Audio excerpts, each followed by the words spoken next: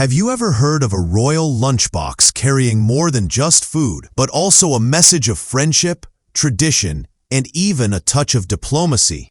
Imagine being only 4 or 5 years old, heading out for your regular Squirrel Scout activities, and suddenly finding yourself not only in the gardens of Windsor Castle, but being hosted by the Princess of Wales and the First Lady of the United States. That's exactly what happened when Kate Middleton, Princess of Wales, and Melania Trump joined forces to bring a little magic to a Scouts meeting, and what they brought with them is something these children will never forget. Picture this: the sun shining over the lush grounds of Windsor, laughter from small children filling the air, and the sight of royal hands passing out tiny sandwiches filled with honey that came straight from Kate's own beehive at her home in Norfolk.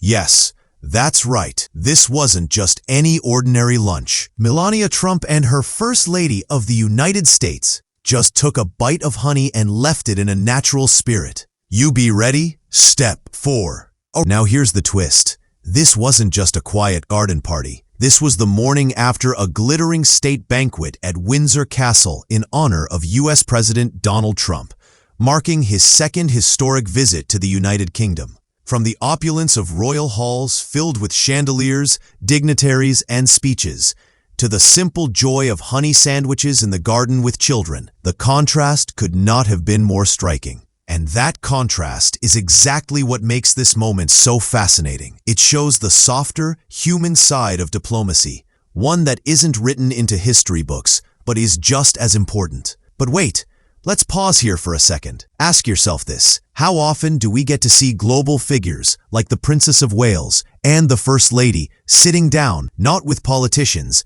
but with children? How often do we see moments where power and influence step aside to let innocence and laughter take the spotlight? This isn't the kind of story you usually find in headlines, but it's the one that stays in people's memories for years to come. Kate, as joint president of the Scouts, has always been passionate about shining a light on the movement, and this day was no exception. She hosted the children in the historic gardens of Frogmore House, a residence filled with history, tucked away in Windsor Home Park. For the children, the setting might not have carried the weight of centuries of royal tradition, but for those watching, it was a reminder of how the royal family continues to weave its presence into community life in ways both symbolic and personal. And here's something you may not know: the Queen herself is also a beekeeper. Yes, at her retreat in Lacock, Wiltshire, she tends to her own hives. The royal family's quiet connection to nature is often overlooked.